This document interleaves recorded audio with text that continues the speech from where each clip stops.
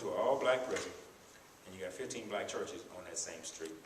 And watch this, at least 9 out of 15 churches on that street have family members in that prison. And that's a raw reality, but it's a real reality. You don't think I'm lying? Just go by the church and ask any black mother in the church, do you have anybody in jail? They'll say, yeah, he's in Bishopville, he's in Tuberville, he's at Moss Justice Center. Just got locked up last night. He's at Broad River.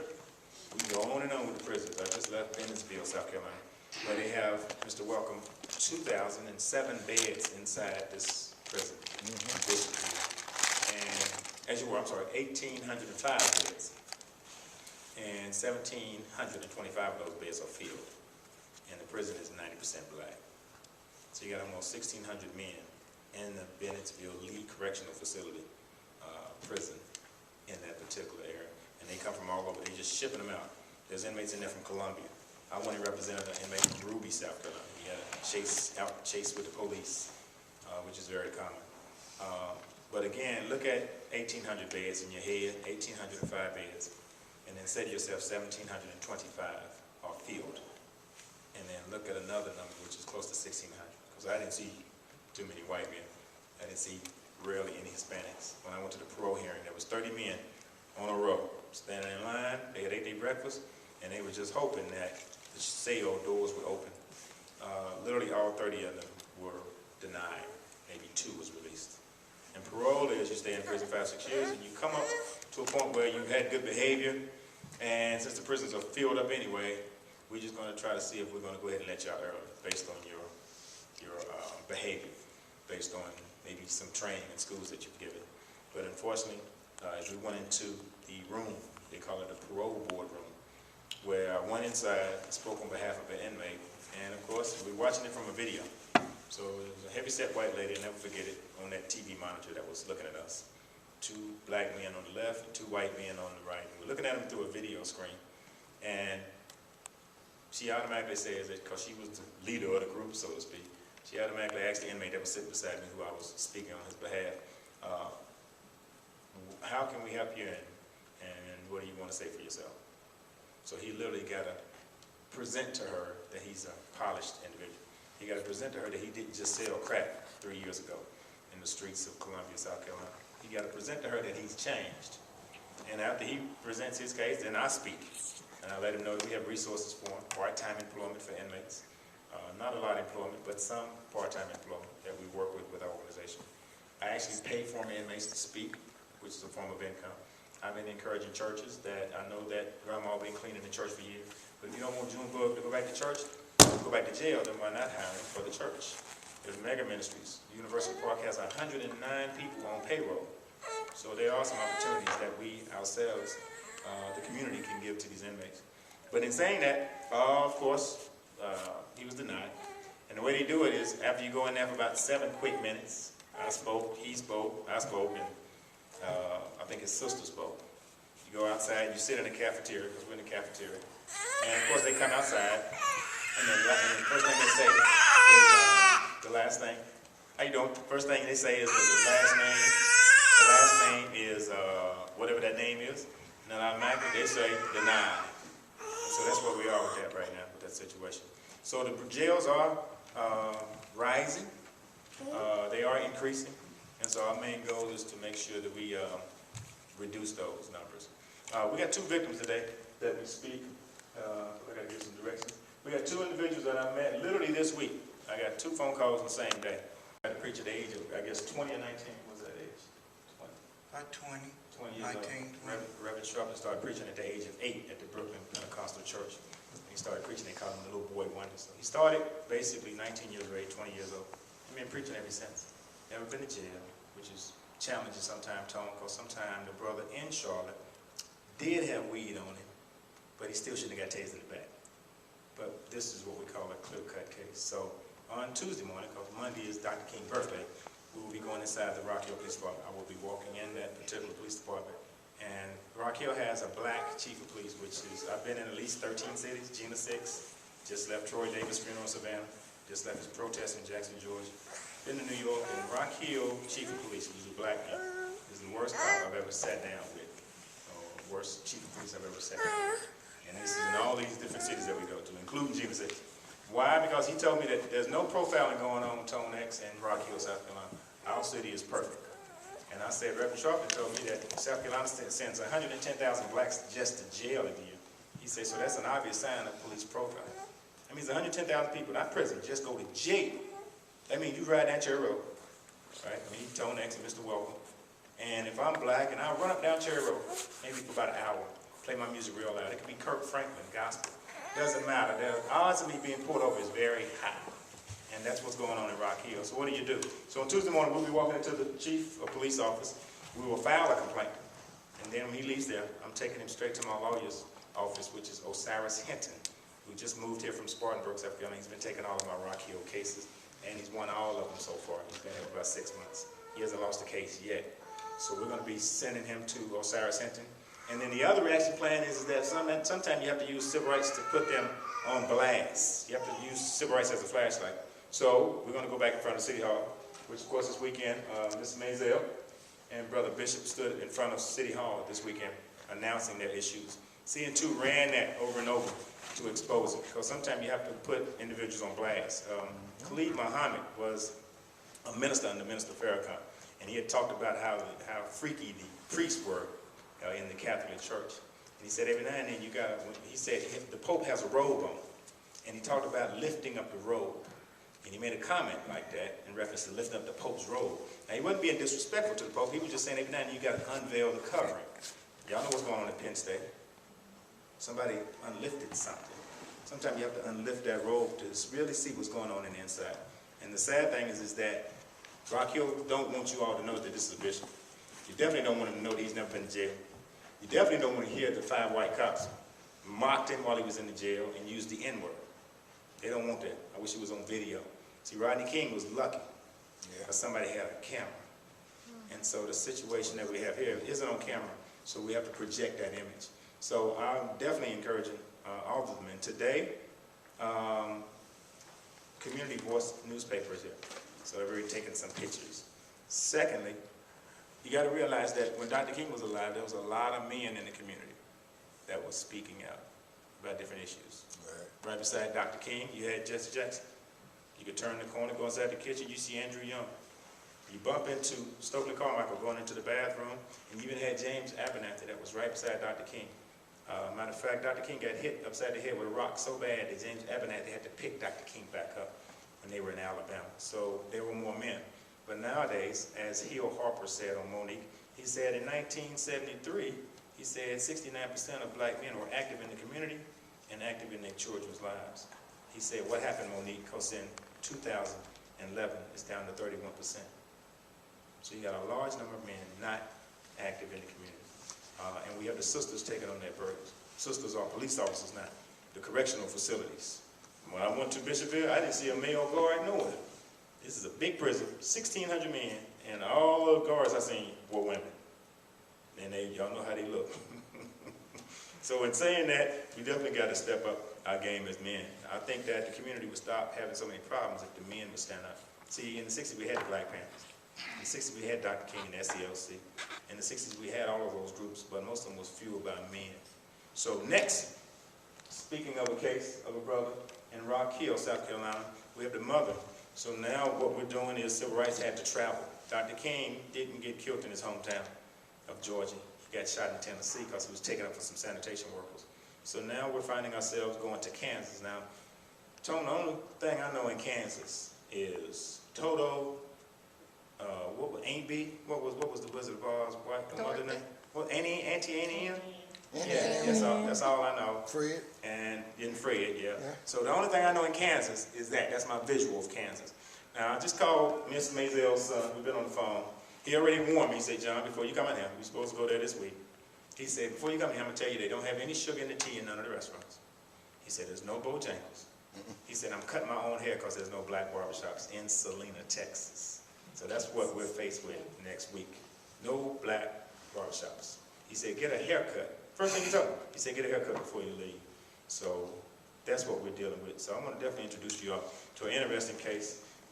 Evidence is proven, DNA is proven, and yet they still have this individual in prison in Kansas, but he's from Rock Hill, South Carolina.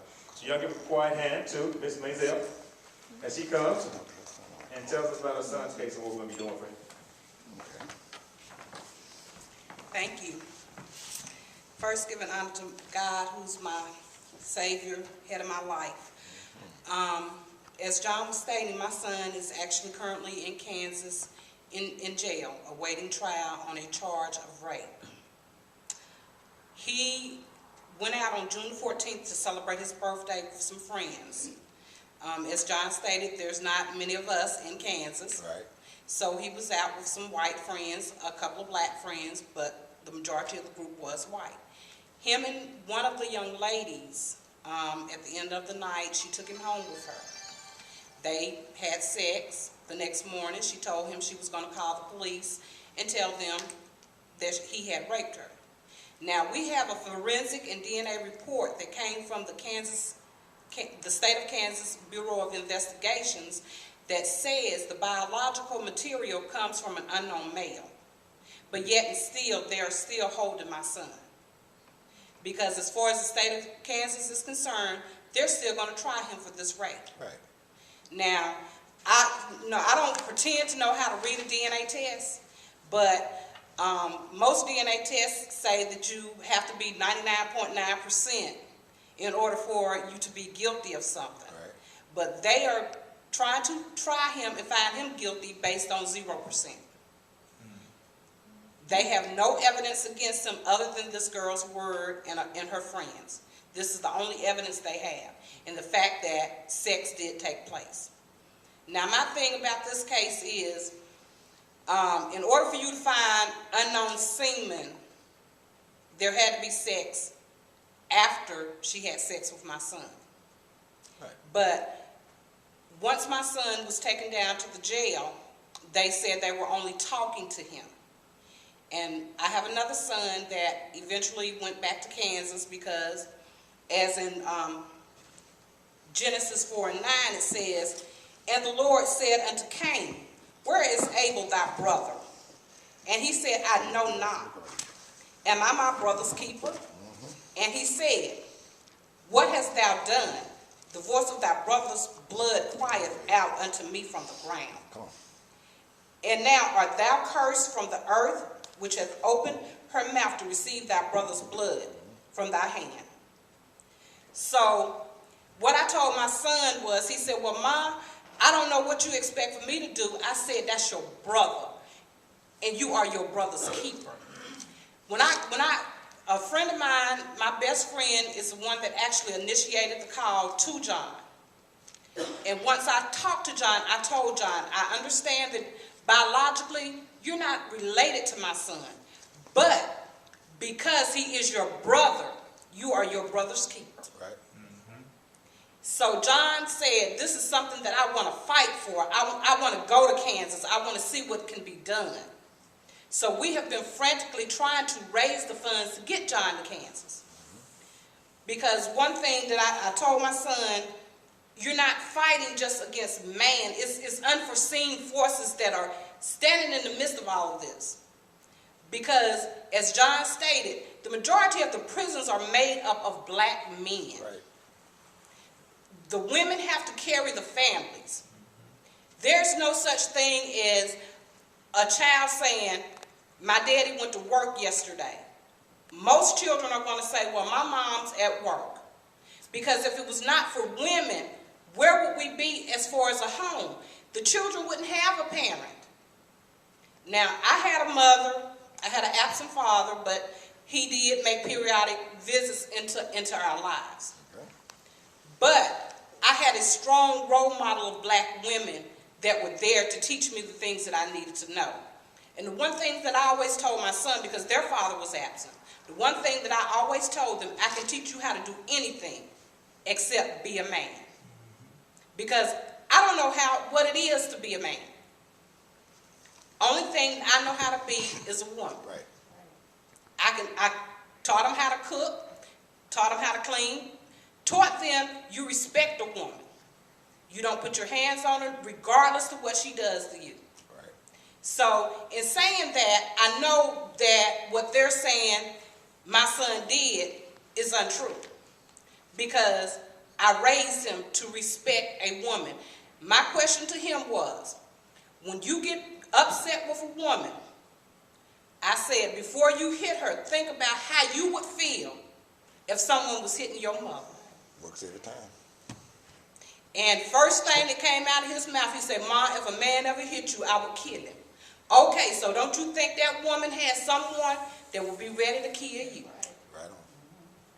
But as I stated, he's not only up against man, he's also up against something more wicked. And Ephesians 6:12-14 tells us, "For we wrestle not against flesh and blood, but against principalities, against powers, against rulers of darkness of this world, against spiritual wickedness in high places. Wherefore, take unto you the whole armor of God, that ye may be able to withstand in evil days. And having done all to stand, therefore having your loins girded about with truth, and having on the breastplate of righteousness." So this is why I'm coming to you, because we are standing up against something much more powerful than we can fight alone. But if we fight in numbers, we can defeat the enemy, and my son will be home. Because the way I look at it, my son is just like any other black man, can be picked up at any time. Right. Can be falsely accused of anything at any given time. I never realized how easy it was to have someone arrested until a few weeks ago. A friend of mine, her daughter and her boyfriend went to pick up his child. The mother decided she wanted to have them arrested, so she called the police, got a friend to tell the police that the ex-boyfriend, the child's father, had struck her, and told them that her daughter had communicated a threat, and they both went to jail based on a lie. I never realized that it was so easy to have someone locked up until then. All you need is someone to tell the lie and someone to stand there and back the lie up with you. That's it. So as I leave you, I just want you to have this thought in your mind. Just think about this being your husband, your son, your brother, your nephew, your uncle, facing these charges and not having anyone to give him a voice. What would you do in this situation? Thank you.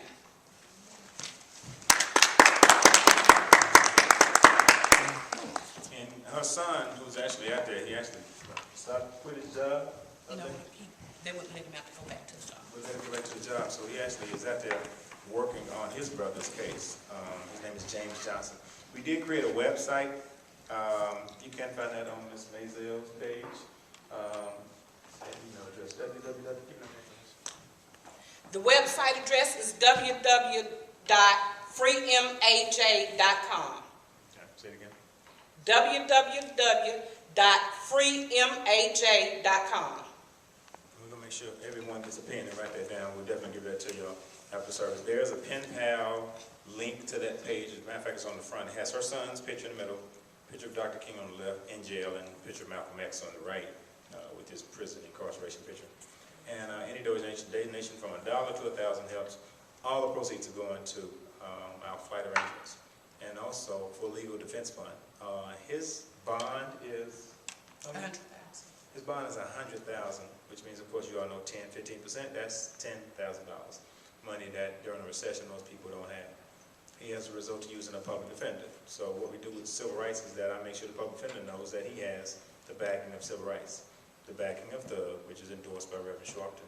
You have to let the public defenders know that you have a different type of force that's going to be in that particular courtroom. And it has helped. In York, South Carolina, it was a young black man, 16 years old, 3 years old, white judge, Judge Hall in Gaston. She said, and my friends, my age, are going through divorces because of Facebook. Blew me away. The judge said that. She said, Facebook, I don't have a page. She said, but Facebook must be the new Antichrist. She said, because I got 4 friends going through separations and divorce through Facebook. And so the reality is that, of course, Rock Hill have their own courthouse just for males. So what did I do? I went in there talking. I started talking to the DJJ. They have all these people in place for a 16-year-old. You got the parole office. You got the DJJ office. You got the judge. And look at all that money that they're spending. Imagine the hours that the judge gets an hourly wage. Look at the DJJ office coming in from Columbia to represent this client. And then you also got the bail bondsman who took the boy to jail, who also got paid to get him out of jail. So you got about 9 people, really, 9 people, from going to jail to the police officer, to get out on parole, get on bond rather. Then you got to get a public defender.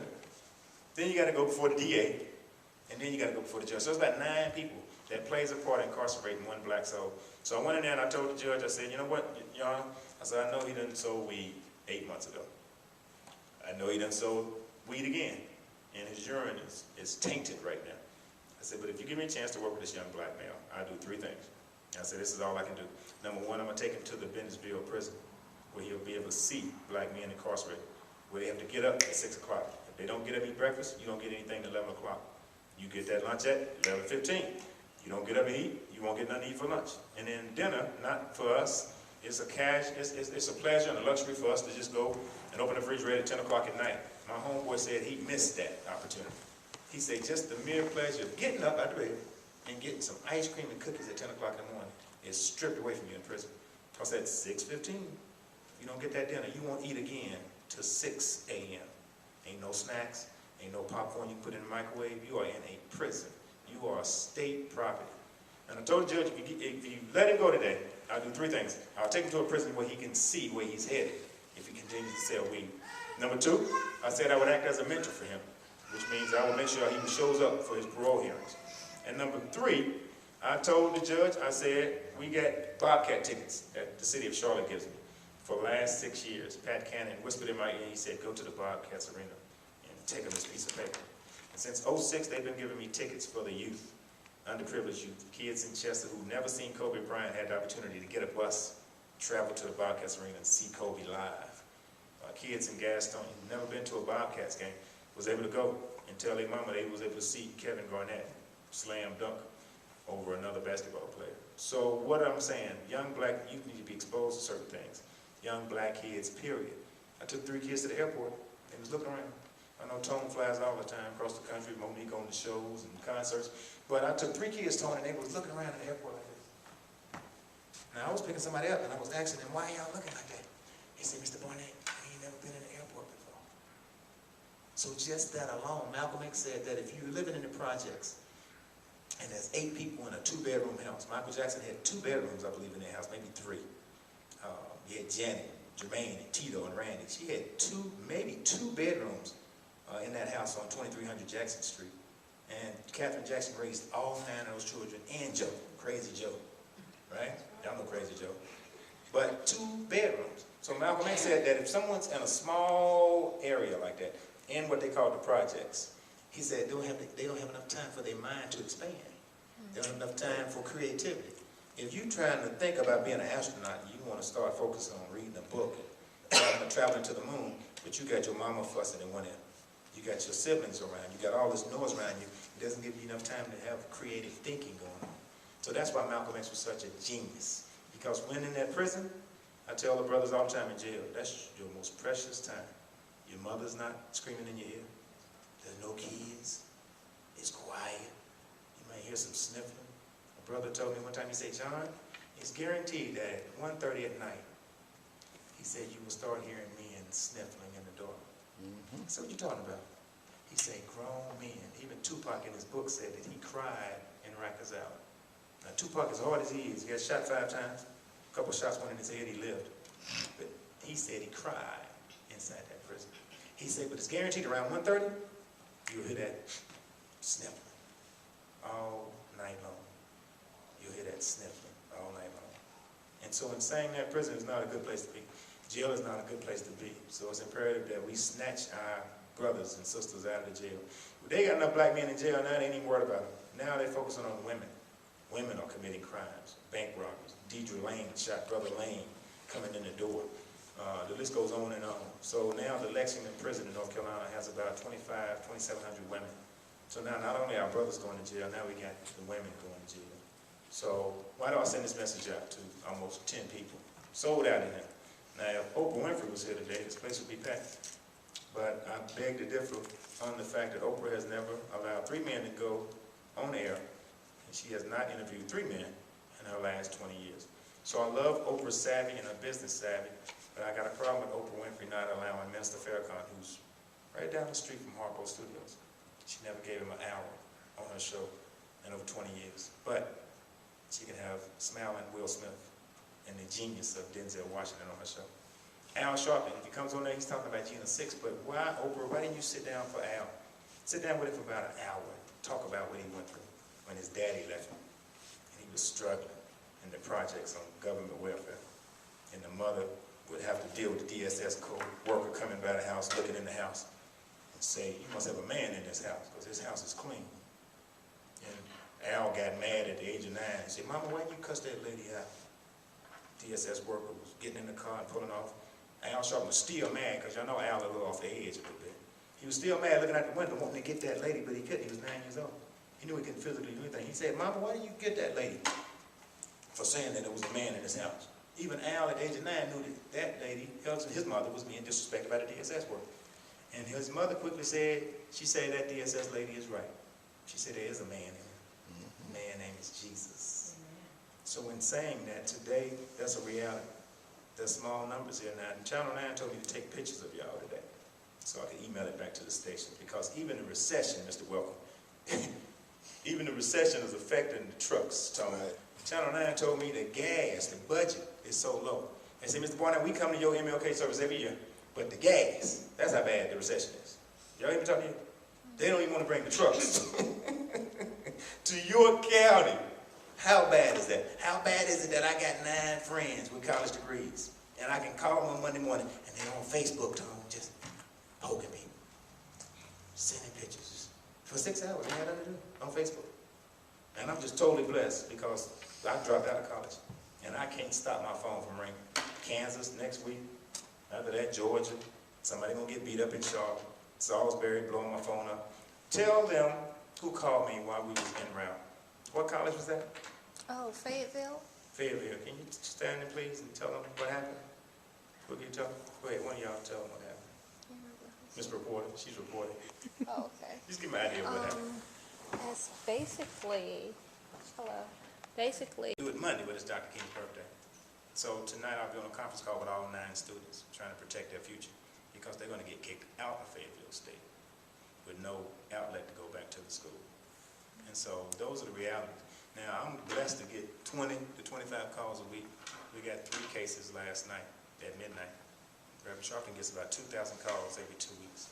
He said, John, my phone was ringing so much in my secretary's room that the phones came over to his office. He said he still don't know how that happened. So the phone rings so much at Al Sharpton's office, because you got to realize it's the country. And like I told you, we had different organizations working collectively in the 60s. You had the Black Panthers, SCLC movement, you had Dr. King, you had Jesse Stokely, Carmichael did his little thing, Pan-African situation. You had a lot of groups then. But now if you say civil rights, what, 2 people? Jesse, Al. Al's limited on helping us as much as he should, or could, should I say, because he's on MSNBC. He's been blessed. Y'all give Al a hand. Because Al is getting an estimated, so if you don't know, Al is getting an estimated $500,000 a year to be on MSNBC. Now it's funny now, 30 years ago they said he was crazy with the afro and the big belly.